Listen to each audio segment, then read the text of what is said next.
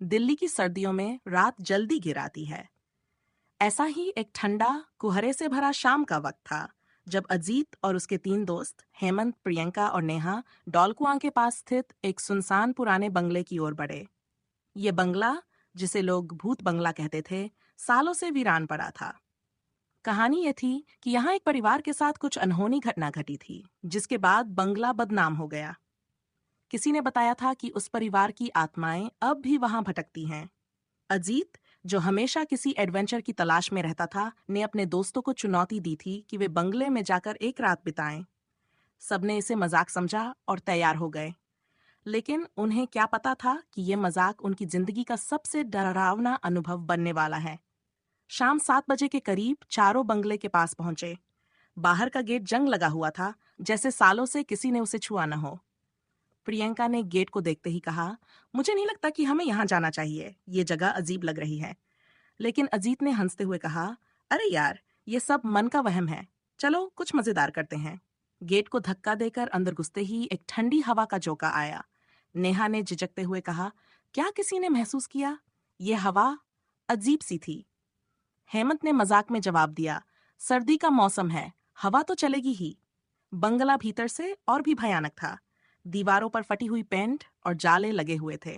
हर कदम पर फर्श से चरमराने की आवाज आती थी।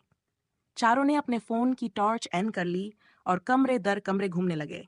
जब वे बंगले के ड्राइंग रूम में पहुंचे तो अचानक प्रियंका ने चीखते हुए कहा, रुको, यहाँ किसी ने मुझे छुआ। सब उसकी ओर पलटे। अजीत ने उसे शांत करने की कोशिश की, कोई नहीं है, शायद तेरा वहम होगा। लेकिन प्रियंका का चेहरा सफेद पड़ गया था। उसने अपनी बाहों को देखते हुए कहा, नहीं अजीत, यह वहम नहीं था, मुझे सच में किसी ने पकड़ने की कोशिश की। हेमंत ने माहौल को हल्का करने के लिए कहा, ठीक है, हो सकता है कोई चूहा हो, चल ऊपर चलते हैं। वे सीढ़ियों से ऊपर जाने लगे, लेकिन जैसे ही उन्होंने पहला कदम रखा, सीढ़ियां खुद ब खुद चरमराने लगीं। एक भारी भरकम आवाज पूरे बंगले में गूंजी, जैसे कोई जोर से दीवार पीट रहा हो।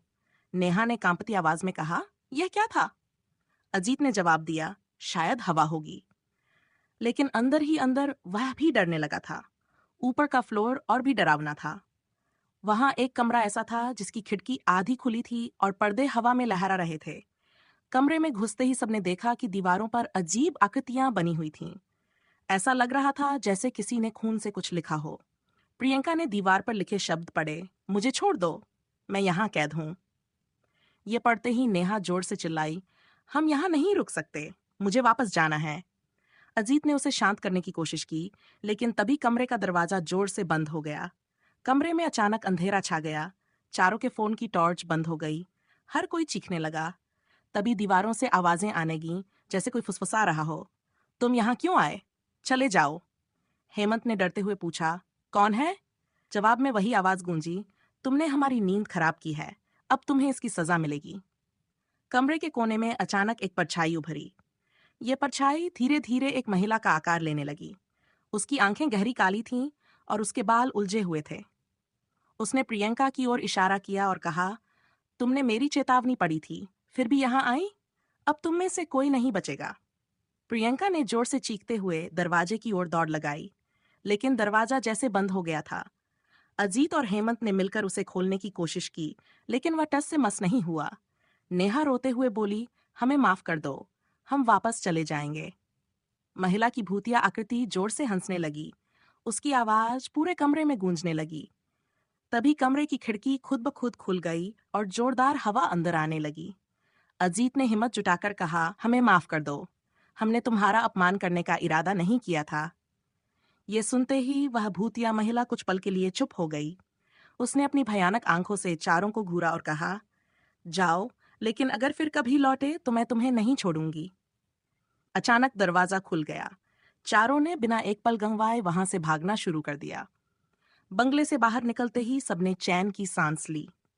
लेकिन प्रियंका की हालत खराब थी। वह लगातार कांप रही थी। हेमंत ने कहा, मैंने कभी नहीं सोचा था कि भूत प्रेत सच में होते हैं। अजीत, जो सबसे ज्यादा बहादुर बनने की कोशिश कर रहा था, अब चुप था। नेहा ने धीरे से कहा, यह एक चेतावनी थी, हमें इसे सीरियसली लेना चाहिए। उस रात के बाद चारों ने कभी भी उस बंगले का नाम तक नहीं लिया। और डॉल कुआं का भूत बंगला उनकी जिंदगी का सबसे डरावना अनुभव बन गया।